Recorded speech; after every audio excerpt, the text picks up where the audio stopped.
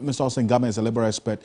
He's joining us on Zoom for a bit more on this. Mr. Gamey, this development just coming through right now, the medical doctors, Tamale Teaching Hospital, they've declared a strike, in fact, a suspension of the emergency services and then also the outpatient services as well. And they are demanding a number of things be put in place immediately, including an apology to the CEO who has been replaced or who was fired yesterday, and then also the officer in charge. And then the health minister also holding his position in that video we just saw. I mean, how can a truce be reached in the interest of the patients who are there? Look, I appreciate the concerns raised by the two parties, but that said, labor and management are bound together to work productively in a manner to serve the people who pay their monthly pay, the taxpayers.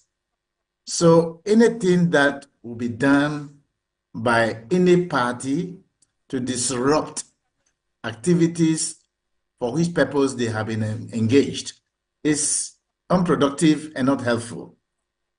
I think that the parties have a concern, they have raised it, but the language, I also concede that we come from different backgrounds, but cultural, organizational culture should tell us that we have to treat one another in a manner that is appropriate. Now, the minister went there unannounced together with his colleague. They observed something, they've raised it. They were not condemning the gentleman, the doctor who spoke. In fact, they spoke nicely about him. I've checked because I know I normally would be engaged publicly to speak about these issues. So I have checked and I realized that both parties were only concerned about how they can productively get the hospital to be helpful to the parties who come there, especially patients. So there's no need for the GMA's strong-worded thing demanding apology when they have not been, what they've heard one side from their people and they didn't hear the other side. They were hearing some on air because I listened to both parties at a certain point in time and both realized that perhaps they could have toned down a little bit more.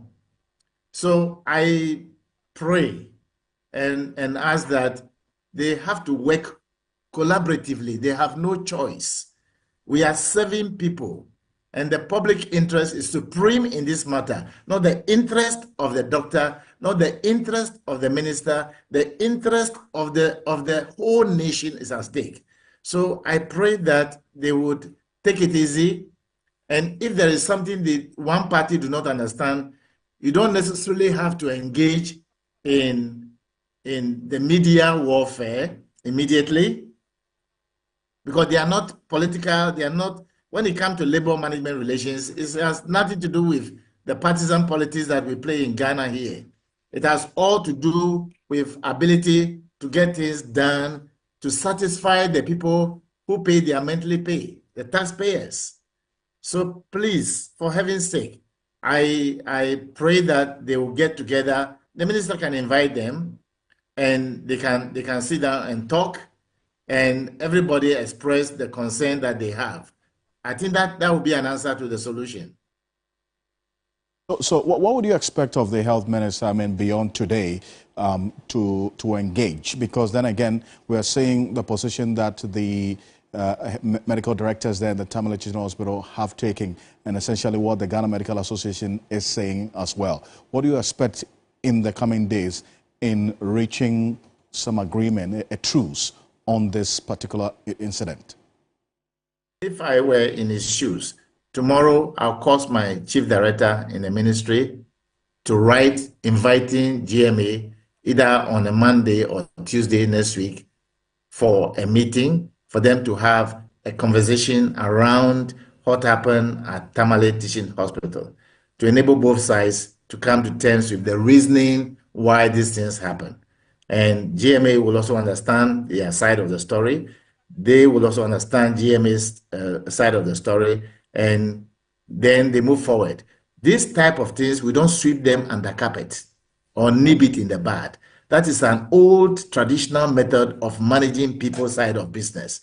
We are living in 21st century. It has to be harmonious labor management relations. If you like, sound labor management relationship. They have no choice. And any union leader or management people who are desirous to use traditional pressure adversarial methodology is an old methodology. It's no longer valid.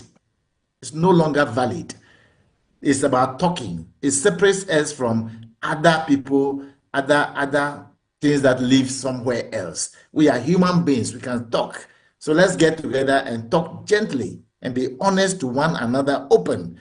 The labor law in Section 9 enjoins the employer to have an open-ended engagement with the working people. They are supposed to share information. They are supposed to protect one another's interest and not vilifying one another, not washing dirty linen in public space.